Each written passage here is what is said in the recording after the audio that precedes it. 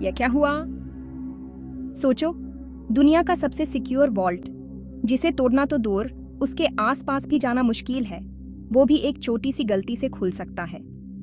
आपने कभी सोचा है कि इतनी ज्यादा सिक्योरिटी होने के बावजूद भी कोई वॉल्ट वल्नरेबल हो सकता है? ये कहानी है एक ऐसे हाइस्ट की जहां हर चीज इम्पॉसिबल लगती थी, लेकिन फिर भी कुछ लोगों ने इम्पॉसिबल को पॉसिबल बना दिया। इस वॉल्ट तक पहुंचने के लिए आपको दुस नहीं, बल्कि कई लेयर्स की सिक्योरिटी क्रॉस करनी पड़ती है। हर दरवाजे पर अलग अलग सिक्योरिटी सिस्टम्स, हर कोने में कैमरास, बायोमेट्रिक स्कैनर्स और आर्म्ड गार्ड्स। यहाँ तक कि एक छोटी सी गलती भी आपको पकड़ा जा सकता है। सिर्फ सोच लीजिए, हर कदम पर एक नई चैलेंज, एक नई मुश्किल।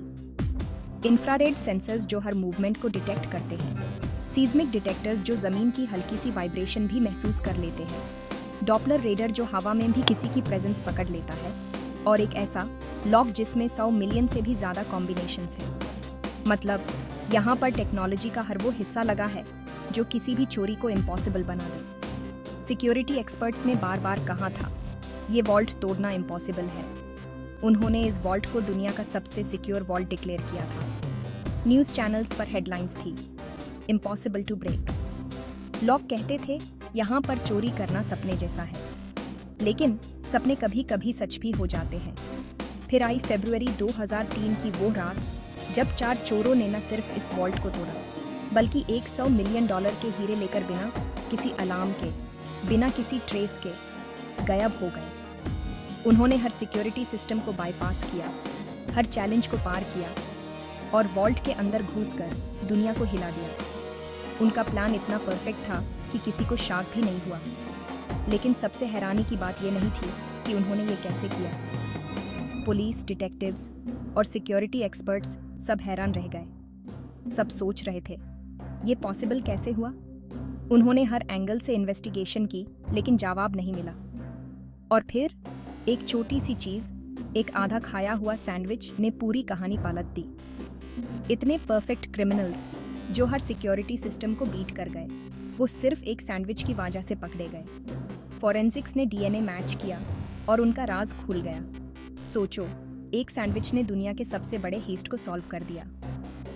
आज की वीडियो में हम देखेंगे the heist of the century की पूरी कहानी। कैसे 4 लोगों ने इम्पॉसिबल को पॉसिबल बनाया और कैसे एक छोटी सी गलती ने उनकी सारी मेहनत पे पानी फेर दिया। तैयार हो जाओ, क्योंकि ये कहानी है डेयरिंग, प्लानिंग और एक सैंडविच की।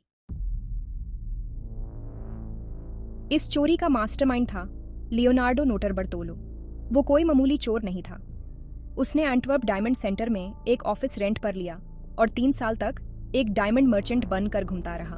उसका काम था रिकॉन। उसने अपने पेन कैमरा से हर सिक्योरिटी गार्ड, हर कैमरा और हर लॉक की वीडियो बनाई। द टीम, पहला द जीनियस जो इलेक्ट्रॉनिक्स का एक्सपर्ट था। दूसरा द किंग ऑफ कीज जो दुनिया का कोई भी ताला डुप्लीकेट कर सकता था। और तीसरा द मॉन्स्टर जो फिजिकल काम और मसल्स के लिए था।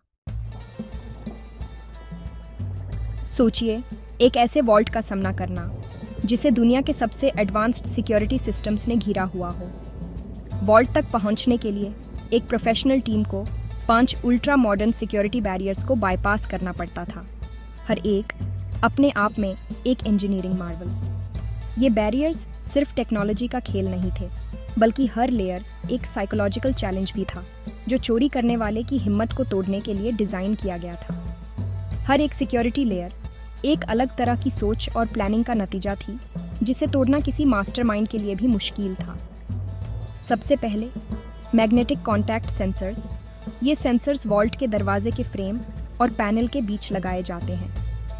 जैसे ही दरवाज़ा अपनी जगह से हिलता, सर्किट ब्रेक होता और इंस्टेंटेनियसली अलार्म ट्रिगर हो जाता। इन सेंसर्स की सेंसिटिविटी इतनी ज़्यादा होती है कि एक हल्की सी मूवमेंट भी उन्हें एक्टिवेट कर सकती है। इसका मतलब अगर कोई चोरी करने की कोशिश करे तो बिना किसी डिले के सिक्योरिटी टीम को पता चल जाता है। ये सेंसर्स सिर्फ एक इलेक्ट्रॉनिक डिवाइस नहीं, बल्कि वॉल्ट की पहली इनविजिबल शील्ड है जो हर वक्त जगी रहती है। दूसरा लेयर था इंफ्रारेड मोशन डिटेक्टर्स। ये इनविजिबल बीम्स वॉल्ट के अंदर हर वक्त स्कैन करते रहते हैं। किसी भी इंसानी शरीर की हीट सिग्नेचर या मूवमेंट इन्हें तुरंत एक्टिवेट कर देती है। इनका नेटवर्क इतना टाइट होता है कि एक छोटा सा इंसेक्ट भी कभी कभी इन्हें ट्रिगर कर देता है। सोचिए, एक आदमी की बॉडी हीट या एक छोटी सी मूवमेंट भी कंट्रोल रूम तक सिग्नल भेज देती है। इस वजह से वॉल्ट के अंदर बिना ट्रेस छोड़े घुसना लगभग नामुमकिन हो जाता है। तीसरा, सीस्मिक वाइब्रेशन सेंसर्स।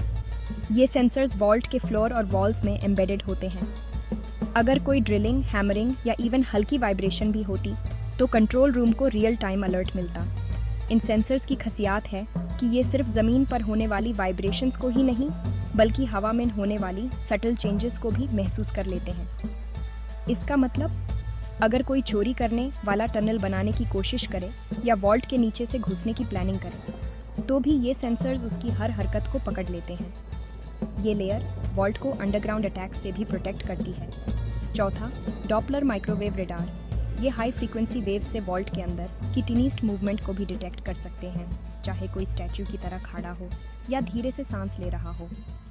इस राडर की टेक्नोलॉजी मिलिट्री ग्रेड है, जो एक इंसान की हार्ट बीट या ब्रीथिंग को भी ट्रैक कर सकती है। मतलब, अगर कोई चोरी करने वाला अपनी सांस रोककर भी छुपने की कोशिश करे तो भी डॉपलर राडर उसकी प्रेजेंस को डिटेक्ट कर लेगा। ये लेयर वॉल्ट को एक इनविजिबल नेट से कवर करती है, जिससे बचना ऑलमोस्ट इम्पॉसिबल है। और सबसे अंतिम, फिजिकल सिक्योरिटी। एक स्पेशली क्राफ्टेड 1 फुट लंबी सॉलिड स्टील की, जो सिर्फ ब्रांच मैनेजर के पास होती थी। इस की के बिना वॉल्ट का मैकेनिकल लॉक इम्पॉसिबल था खोलना। ये की इतनी हैवी और यूनिक डिज़ाइन की होती है कि उसका डुप्लीकेट बनाना भी मुश्किल है। सिर्फ ट्रस्टेड लोगों को ही इस की का एक्सेस मिलता है और हर दिन इसकी लोकेशन बदली जाती है। जब तक ये की वॉल्ट के लॉक में नहीं लगती, तब तक सारी इलेक्ट्रॉनिक सिक्योरिटी फेल हो सकती है, लेकिन मैकेनिकल लॉक को तोड़ना किसी के बस की बात नहीं। इन 5 लेयर्स के कॉम्बिनेशन ने इस वॉल्ट को वर्चुअली इम्पॉसिबल बना दिया था। एक ऐसी फोर्ट्रेस जिसे तोड़ना सिर्फ एक सपना था। सार्ड हवाओं वाली एक रात थी। लियोनार्डो कर में बैठा था। उसकी सांसें तेज थी और हर सेकंड घड़ी की सुई की तरह धीरे गुजार रहा था। उसकी टीम वॉल्ट के अंदर थी। सब कुछ उस एक पल पर टिका था। क्या सब प्लान के मुताबिक होगा? यहाँ सब क्लियर है। रेडियो पर आवाज आई। ग्लव्ड हाथ ने मैग्नेटिक सेंसर्स पर टेप चिपका दिया, जैसे कोई आर्टिस्ट अपनी मास्टरपीस पर काम कर रहा हो। हर छोटी सी आवाज उनके लिए सब कुछ थी। एक गलती और ऑपरेशन खत्म। इंफ्रारेड सेंसर्स पर हेयर स्प्रे छिड़का गया। जल्दी करो, टाइम कम है, एक ने कहा। सेंसर्स पर मिस्ट जम गई और सब की सांसें थम गई। डॉपलर रेडर को स्टायरोफोम बॉक्सेस से ढक दिया गया। अब वो हमारी हरकत नहीं पकड़ सकता, किसी ने मुस्कुराते हुए कहा। लेकिन अभी भी काम बाकी था। सबसे बड़ा ट्विस्ट, ये देखो, चाबी यहीं है। बैंक मैनेजर की गलती उनके लिए जैकपॉट थी। अब लॉक तोड़ने की जरूरत नहीं थी। एक एक लॉकर खोलते जाओ, जल्दी। टीम ने लॉकर्स खोले।